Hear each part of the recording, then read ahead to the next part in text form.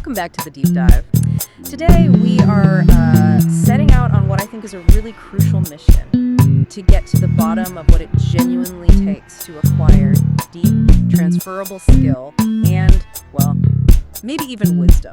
It's a big topic, and for this one we've pulled a pretty wild stack of sources. We're talking everything from cognitive science meta-analyses to systems engineering principles and even ancient philosophy from Aristotle. It's an unusual mix for sure, but they all seem to point to this one central question, right? They do. The question that I think anyone trying to get better at their job or just learn something new cares about. What is the actual difference between just getting good at one very specific task and achieving a kind of flexible wisdom you can apply across your whole life? And I think our goal today is to show you why so many of the popular ideas about this, the shortcuts, are just fundamentally flawed. And what the more difficult, but I'd say guaranteed paths to real mastery actually look like. Okay, so let's dive right in. The first major roadblock we need to talk about is something called the transfer barrier. I mean, when you learn something, you hope that getting good at skill A will help you with skill B, right? Of course. That's the whole point of learning. Really. It's called transfer learning. And it basically breaks down into two types. So the first one is near transfer. Yeah, near transfer. That's when you generalize skills between things that are really closely related. So, say you learn to paint with oils on a canvas. Those skills are going to transfer pretty easily to painting with acrylics on a board. Because the basic actions and principles are almost identical. Exactly. The underlying mechanisms are very, very similar. And then there's the one we all kind of dream about. That would be far transfer. And this is the big one. It's the idea that you can generalize skills between domains that are, only loosely related. The classic idea is that if you study something really demanding, like Latin or advanced calculus, that it will somehow make you a better critical thinker in something totally unrelated, like, business strategy or even cooking. So what does the science say? What's the hard truth from the meta-analyses we looked at? Well, the unfortunate reality is that the evidence against far transfer is it's overwhelming. You see this pattern again and again. What's the pattern? People who are already good at cognitively demanding things, chess, music, coding, they definitely have higher cognitive abilities on average. But, and this is the key part, when you take average people and train them in those skills, they don't get a general brain boost. Not really. The training just doesn't reliably enhance any skill outside of the very specific thing they trained in. That's huge, because that idea, that promise, is the foundation of an entire industry. Oh, absolutely. Think about all those brain training apps like Lumosity. Their whole business model was basically built on the promise of far transfer. You play the games, you get smarter everywhere else. Right. And users do get better, sometimes a lot better, at the games. But study after study has shown there's very little compelling evidence that this translates into, improving your general intelligence or helping you solve problems at work. But wait, if they get better at the app, that's near transfer working perfectly, isn't it? You mentioned that training a specific thing like working memory shows a strong near transfer effect. I think a G value of 0.44. That's a great question. And yes, that G value of 0.44 is a real significant improvement on this. So very similar to that. You get much faster at, say, language pursuit. So why doesn't that spill over? Because the improvement is often just too specific. It lacks what you might call mechanistic relevance to the rest of your life. Just because you trained one little component in the game doesn't mean your brain sees it as a general system upgrade. I remember reading that Lumosity actually got in legal trouble for this. A federal court ordered them to stop claiming their games could prevent dementia. They did. Which really drives home how flimsy the evidence for these big claims was. And this kind of faulty logic, fixing a symptom instead of the cause, it pops up everywhere. Like the example with dyslexia. Exactly. Readers with dyslexia often have more regressive eye movements. Their eyes jump backwards over the text because they're struggling to process it. And the flawed assumption is that the eye movements are the cause of the problem. Precisely. So people started prescribing eye exercises. The thinking was, if we can just fix the eye movements, the reading will improve. But the sources are crystal clear on this. Those eye movements are a consequence of the reading difficulty. So the exercises are just a waste of time. A total waste of precious instructional time. Yeah. You have to target the underlying cause, the phonological processing. Once you fix that, the eye movements normalize all on their own. And yet, there's this weird anomaly in the research with chess experts. Chess training, like everything else, doesn't reliably improve math or literacy. No far transfer. True, the skill itself doesn't transfer. But something profound does happen to the brain. fMRI studies show that professional chess players have enhanced dynamic functional connectivity across their whole brain. What does that mean in simple terms? It means their brains are just more fluid, more efficient at switching between different cognitive states. It's evidence that long-term intensive skill acquisition doesn't just teach you content, it actually rewires and optimizes the entire operating system. So if the shortcuts don't work, what does? It sounds like we have to embrace the grind, which brings us to deliberate practice. Deliberate practice is the exact opposite of just going through the motions. It has to be structured, methodical, and it has to constantly push you just outside your comfort zone. And it requires intense focus and feedback.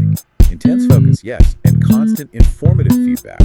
You need to know why you failed, not just that you did. One of the sources mentioned a key technique for this, using sprints instead of marathons. Yes, this is so important.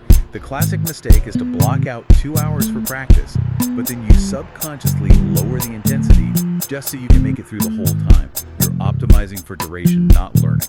So it's better to do shorter, more intense bursts. Much better. Short sprints, 45 to 60 minutes of pure, high-intensity focus right at the edge of your ability, followed by a real break.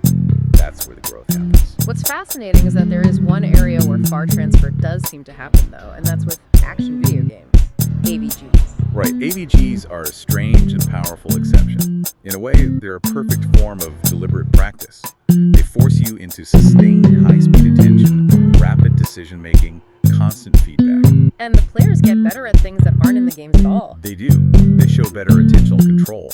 Like they're much faster at finding something in a cluttered scene. They're better at multitasking. They even show improvements on spatial tasks, like mentally rotating objects. So the games aren't just teaching content, they're training the underlying architecture of the cognitive system. It seems so. It's like a high-intensity workout for your brain's ability to allocate attention and switch context.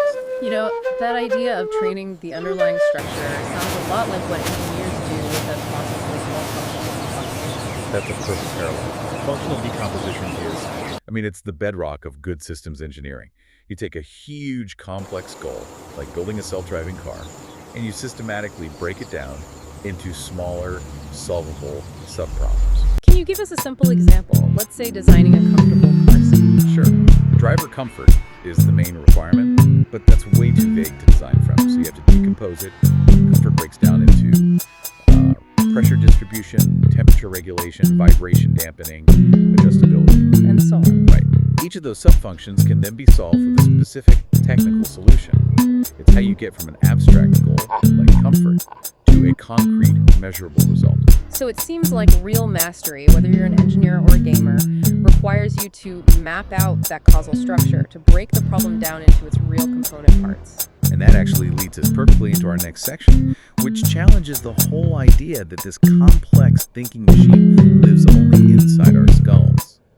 We have to learn to think outside the brain. The research here suggests we're often a bit too focused on pure internal thinking.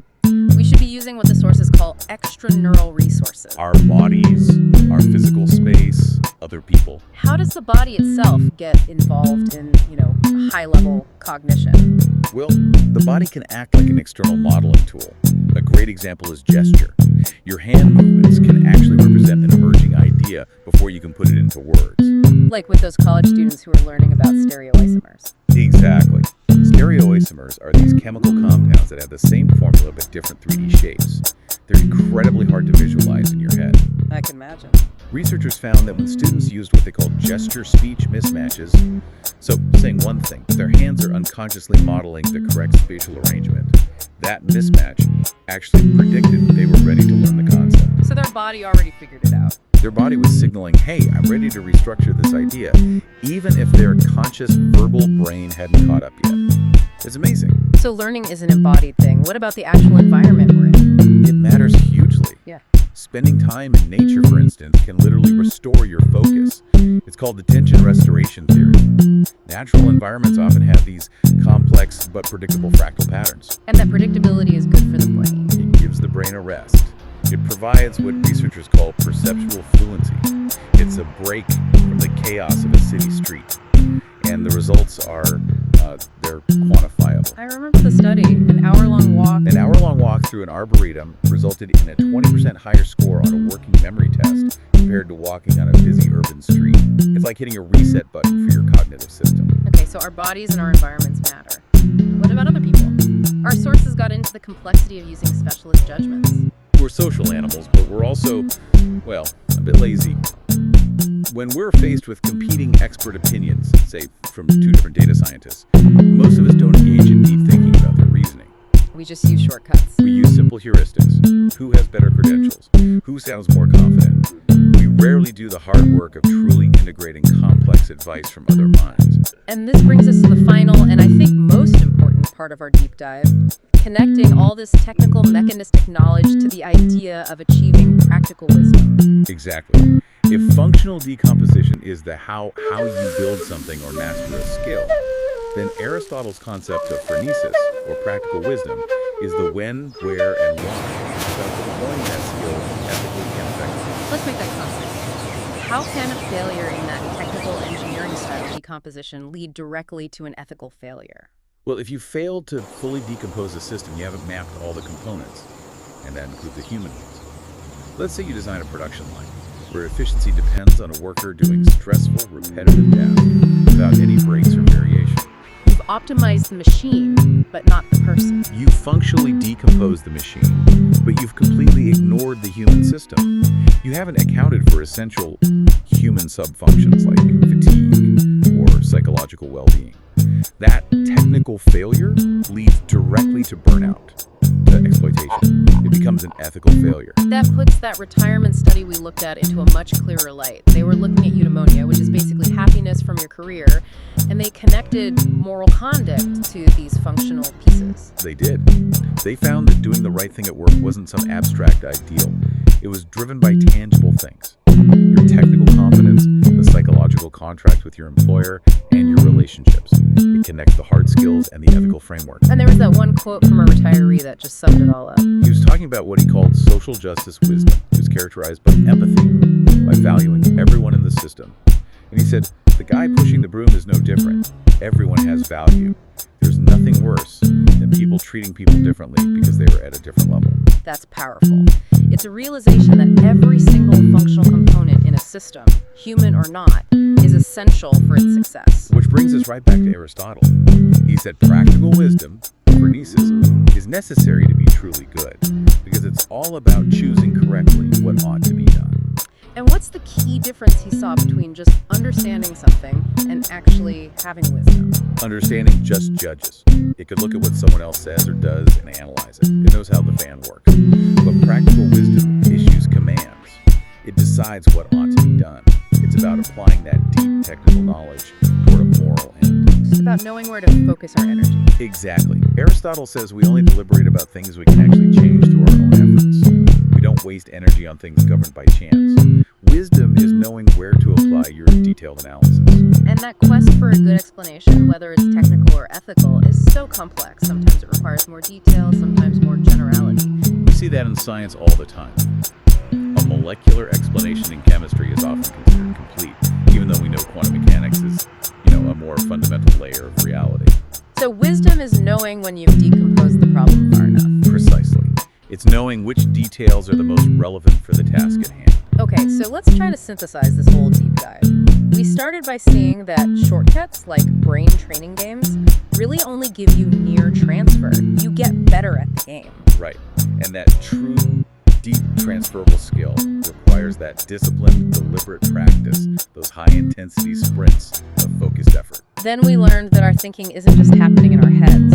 It's powerfully augmented by our bodies, by restorative natural environments, and by our social interactions. And finally, we saw that to achieve true practical wisdom, you have to take that deep systematic knowledge, that ability to functionally decompose a problem and apply it toward what ought to be done, respecting the value of every single component in the system. Which, amazingly, connects all the way back to cutting-edge AI research. It really does. In machine learning, causality is now seen as the crucial link for achieving two of the biggest goals. Out of distribution generalization, which is just a fancy way of saying applying knowledge to new situations. far transfer, basically. Exactly. Far transfer for an AI. And the second goal is explainability. So if you teach an AI to understand the real cause and effect relationships in its data, It simultaneously gets the ability to generalize its knowledge and the ability to explain why it made a certain decision. The understanding of the causal mechanism is the key to both. so if mapping out causal structures is the secret to creating intelligent systems that can truly learn and generalize, here's the final thought for you to take with you. How often are you consciously mapping out the causal structure of the problems in your own life? How often are you trying to achieve that true, transferable wisdom rather than just solving the immediate surface level task right in front of you? Think about that until the next time we take the deep dive.